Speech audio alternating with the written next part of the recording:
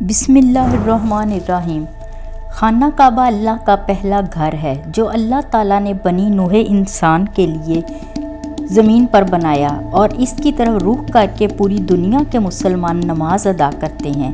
24 گھنٹوں میں صرف فرض نمازوں کے وقت خانہ کعبہ کا طواف رکتا ہے، باقی دن رات میں ایک گھڑی کے لیے بھی بیت اللہ کا طواف بند نہیں ہوتا۔ بیت اللہ کی اونچائی 15 میٹر ہے جبکہ چوڑائی ہر طرف سے کم و بیش 12 میٹر ہے۔ خانہ کعبہ تقدس کے اعتبار سے دنیا کی مقدس ترین عمارت ہے۔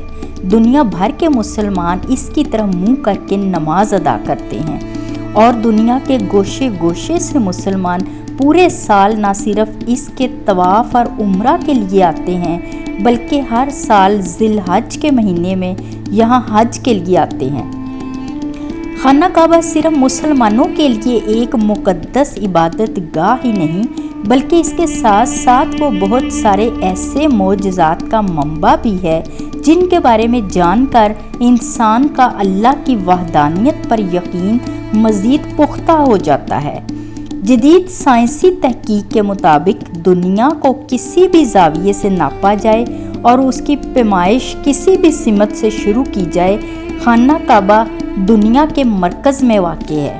اسی سبب چونکہ یہ دنیا کا مرکز ہے لہٰذا یہاں کشش ثقل دنیا کے کسی بھی حصے میں سب سے زیادہ ہے۔ کشش ثقل کی شدت کے سبب خانہ کعبہ کے اوپر ایسے اثرات پیدا ہو جاتے ہیں کہ اس کے اوپر کوئی بھی چیز پرواز نہیں کر سکتی۔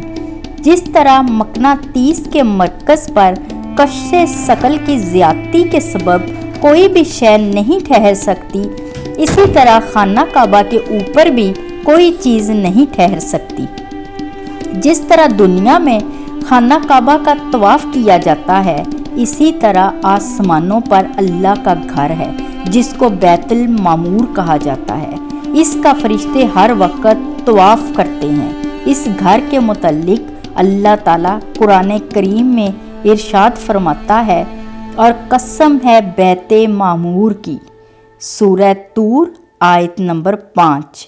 جب حضور اکرم صلی اللہ علیہ وسلم کو معراج و اسراء کی رات میں بیت معمور لے جایا گیا تو حضور اکرم صلی اللہ علیہ وسلم نے حضرت جبرائیل علیہ السلام سے پوچھا کہ یہ کیا ہے؟ حضرت جبرائیل علیہ السلام نے کہا کہ یہ بیت معمور ہے۔ روزانہ 70,000 فرشتے اس کا طواف کرتے ہیں، پھر ان کی باری دوبارہ قیامت تک نہیں آتی۔ حدیث کی مشہور کتابوں میں یہ حدیث موجود ہے۔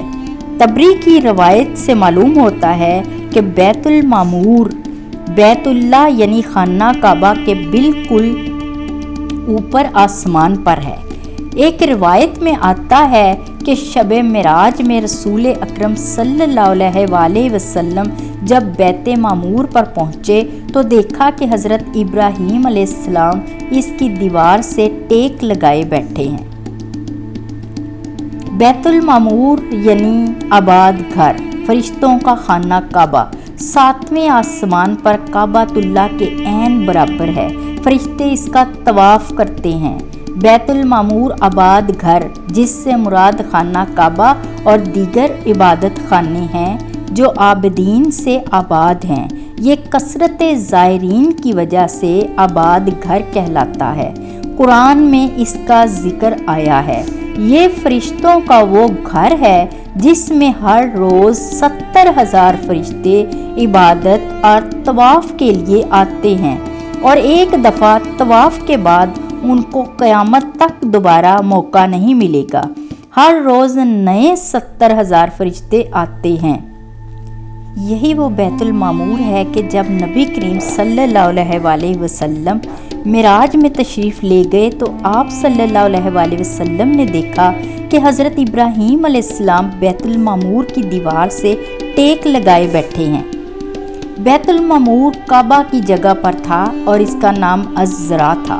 فرشتے اس کا طواف کرتے تھے۔ جب حضرت آدم علیہ السلام کو زمین پر اتارا گیا تو ان کو حکم دیا گیا کہ اس کا حج کریں اور اس کا طواف کریں، اور جب طوفان نوح آیا تو اس کو چوتھے آسمان پر اٹھا لیا گیا اور وہاں فرشتے اس کا طواف کرتے تھے اور حدیث صحیح میں مذکور ہے کہ بیت المعمور 7ویں آسمان پہ ہے۔